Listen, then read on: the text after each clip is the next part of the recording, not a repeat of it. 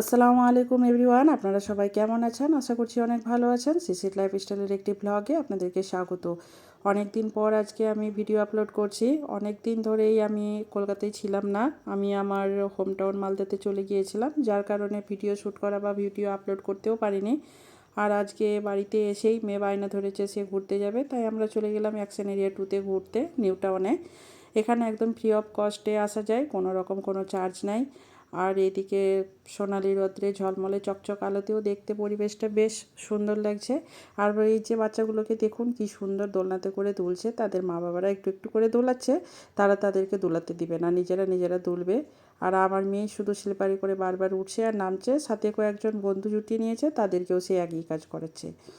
বেশ মিষ্টি লাগছে সব কিছুই দেখতে। আর পরিবেশটা তো অসাধারণ হয়ে রয়েছে, একদমই ভিড়ভাড় নাই, যেহেতু আজকে মানডে সেই জন্য আরও ভিড়ভাড় নাই। সানডেতে একটু একটু ভিড়ভাড় হয়। তবে এই গ্রাউন্ডটা বেশ বড়, অনেকটা জায়গা জুড়ে রয়েছে। সামনের দিকে একটা অনেক বড় খেলার মাঠ রয়েছে, যেখানে যারা ফুটবল প্র্যাকটিস করে বা ফুটবল খেলাতে যোগদান করে, তারা প্র্যাকটিসের জন্য সবসময় ওখানে এসেই প্র্যাকটিস করে। আর দেখুন বাচ্চাগুলোকে, যেগুলো ওদের খেলার দরকার যে স্পেসগুলোতে, সেগুলোতেও খেলছে, আর যেখানে ওদের দরকার নেই সেখানেও ঢুকে পড়ছে।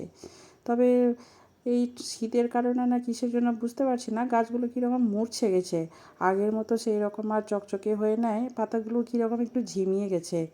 আর এই যে এই দৃশ্যটা আমার অসাধারণ লাগে, মনে হচ্ছে যে কোথাও কোনো প্যান্ডেল সাজিয়েছে খুব সুন্দর করে আর সেখানে উঠছি।